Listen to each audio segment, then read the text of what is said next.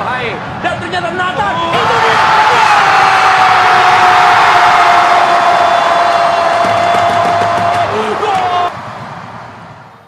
Alhamdulillah kayaknya proses untuk memperkuat tim kita untuk pertandingan pada saat melawan Australia itu sepertinya jalannya agak terang. Kemarin oleh Romeni kan sudah keluar surat-suratnya dari FIFA sehingga bisa memperkuat, di mana ada beberapa pemain kita yang di depan kan kayak Ragnar nggak bisa main karena ada kuning, dan tentu ada beberapa pemain yang memang di klubnya sendiri ada yang belum menjadi pemain pilihan utama. Nah, mereka juga harus meningkatkan performance mereka secara strength dan tentu secara jam pertandingannya. Tapi ada beberapa posisi yang kita lihat juga perlu diperkuat. Salah satunya di kiper, karena Martin Paes luar biasa. Kita juga bicara sama Martin Paes bahwa persaingan itu diperlukan. Martin sangat welcome. Kita tahu sekarang dia pemain klub utama di Liga Amerika, di FC Dallas. Tetapi tentu yang namanya resiko itu pasti ada di sepak bola, yaitu cedera. Nah, kita harus perkuat di posisi goalkeeper kita. Alhamdulillah setelah proses lama, diskusi lama, dan kita tahu para pemain sendiri kan punya dinamika kehidupannya mereka masing-masing. Ya, karena mereka kan tidak bermain di Liga Indonesia, tetapi banyak juga yang bermain di liga luar. Nah, Emilio Audero Mulyadi prosesnya sekarang sudah baik sekali. Ini menjadi salah satu pilihan untuk kita menjadi tim bersama Martin Paes. Kita tahu dia sudah berkarir lama di Liga Italia, Serie A, Serie B, Juventus, Inter, kemarin Como, Palermo, Sampdoria. Artinya kita mempunyai dua goalkeeper yang kokoh. Di posisi 3 kita akan memprioritaskan goalkeeper yang muda supaya bisa belajar kepada senior-seniornya nanti. Lalu di midfielder Jairo sepertinya surat menyuratnya belum bisa sempurna, karena memang kalau kita ingat dulu kendalanya Martin Paes juga hampir 8 bulan waktu itu. Nah, Jairo kebetulan sudah sangat welcome, tetapi surat-suratnya belum kuat. Kita sudah diskusi dengan beberapa lawyer, belum ketemu.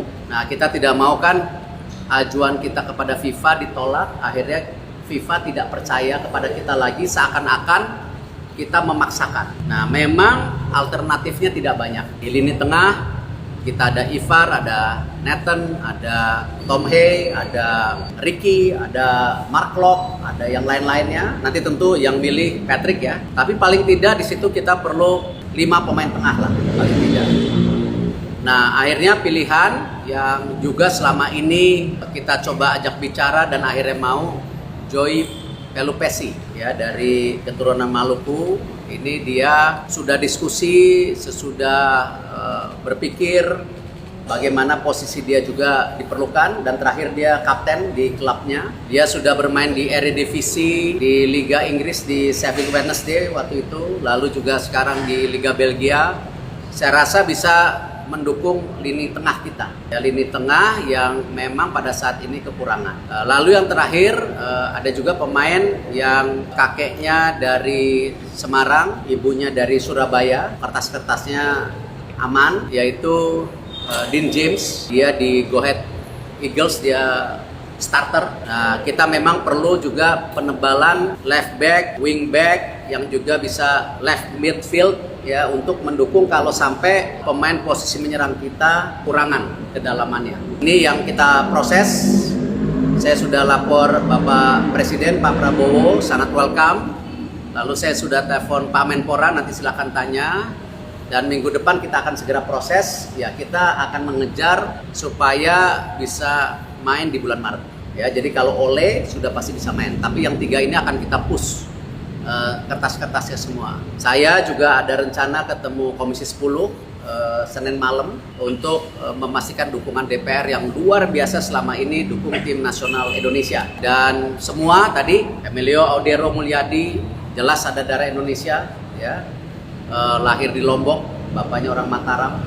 Joe Pelupesi jelas nama last name-nya ya, dan punya track record yang bagus. Lalu juga Dean James, kakek neneknya juga kelihatan. Jadi ini yang kita fokus untuk PSSI, memastikan perkuatan tim untuk bagaimana kita bisa meraih mimpi kita tembus Piala Dunia. Apakah nama-nama yang disebut Pak Erik ini sesuai dengan keinginan Coach Petrick? Pasti semua proses naturalisasi baik sebelumnya ataupun dengan U17, U20 pasti proses ini kita diskusikan di Badan Tim Nasional ya, lalu Sekjen bicara kepada para pelatih dan semuanya ada tanda tangannya pelatih biasanya. Jadi kita nggak mau ada tutup menutup, oh ini pemain titipan, oh kelasnya belum ya, nggak, kita semua transparan ya, karena ini tanggung jawab moral kita ketika pemerintah mendukung, DPR mendukung, masyarakat mendukung. Jadi kita juga lakukan yang terbaik buat tim nasional kita. Kalau untuk Jairo Pak, diperjuangin buat match ini atau? Belum bisa. Ini juga belum bisa. Sampai hari ini kita belum ketemu klausul yang bisa memperkuat Jairo hari ini. Belum. Pak, ini kan banyak maksudnya PSSI menaturalisasi pemain, tapi pas yang untuk diturunkan atau dipilih sama Petrick ada kasih Pak, karena kan Oh enggak, semua itu Emilio aja. semua itu pilihan pelatih. Kita memberi kesempatan selebar-lebarnya juga kepada Liga Indonesia, karena itu Patrick, Denny, Alex, Gerald memantau banyak pertandingan di Liga, bahkan sampai ke Maluku. Yang menarik itu kita membuat pertemuan antara mereka di fasilitasi PSSI dengan Liga, dan juga kita berharap kedekatan BTN dengan Liga itu seperti ini, kedekatan pelatih tim nasional dan para pelatih klub di Liga harus seperti ini. Tim medical nasional dengan para dokter yang ada di klub-klub harus juga seperti ini, harus semua kedekatan, karena ini semua kerjasama yang harus dimaksimalkan. Kita tahu catatan terbesar kita bahwa tim nasional ini kan tidak pernah cukup waktu untuk latihan senior, karena FIFA Matchday-nya kan cuma 10 hari. Mungkin baru 2026-2027 kalau tidak salah di bulan Oktober-November itu FIFA Matchday-nya 16 hari. Itu pun digabung 2 bulan, itu tapi lama. Nah itu dinamika ini ya memang konsekuensinya ya memang yang selalu disampaikan oleh Coach Petrick, mesti siap secara fitnessnya, tetapi match kesiapan pertandingannya juga mereka harus upaya mencoba. Pak, apa yang membuat proses Emil Audero itu panjang Pak hingga akhirnya Pak?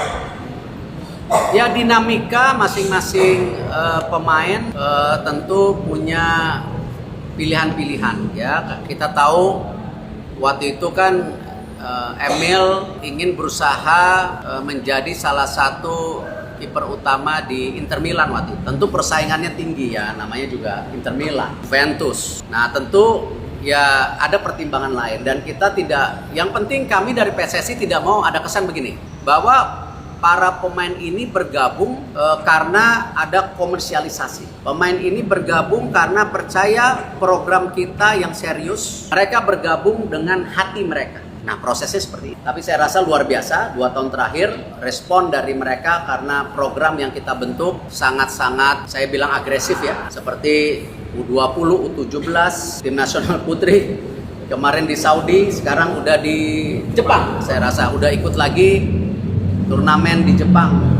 Saya rasa ya itu yang mereka melihat kita sangat serius. 20, Coach Indra bilang siap diganti. Ya, Besok. Ini Pak Sekjen, Pak Waketum sedang review, Exco juga sedang diskusi. Ya kita besok lah, mungkin semua kertas-kertasnya mungkin baru sore ya. Baru sore. Erik, terkait 2 asisten pelatih lokal Pak, udah ada namanya atau bagaimana? Nah, dari Coach Petrick semua dengan asistennya siap mentraining 8 ini ya, bukan masuk ke tim ya, mentraining supaya mereka bisa menyampai filosofi dan standarnya mereka. Jadi sementara ini masih itu keputusannya. Tapi kita masih cari lagi. Ya kembali kan saya tidak bisa memaksa tim kepelatihan. Ya tetapi 8 kandidatnya bagus, mereka makanya ingin di waktu-waktu yang tepat mereka ingin mentraining mereka. Tetapi tidak di lapangan sementara ini. Ya kita masih cari lagi.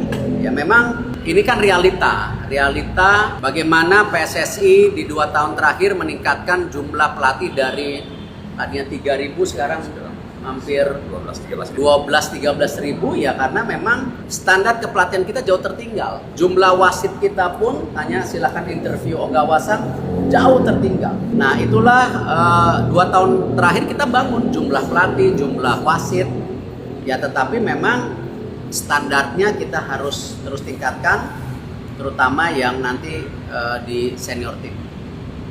Pak Erik, terkait Dirtek, perkembangannya udah sejauh mana Pak? Targetnya tanggal 28 seperti yang saya sampaikan. Maunya dipercepat tapi belum, karena kan biasa negosiasi kontrak berapa lama, job desk-nya apa, bebannya apa. Ya dinamika seperti itu ada, dan saya belum tanda tangan sampai hari ini. Masih ada waktu berapa, 6 hari, 7 hari. Ya siapa tahu dapat. Ya, tadi saya masih pantau lagi karena saya udah tahu pertanyaan itu. Proposalnya kita sudah kirimkan 3 hari yang lalu, tapi belum direspon. Ya sabar, namanya juga pengen.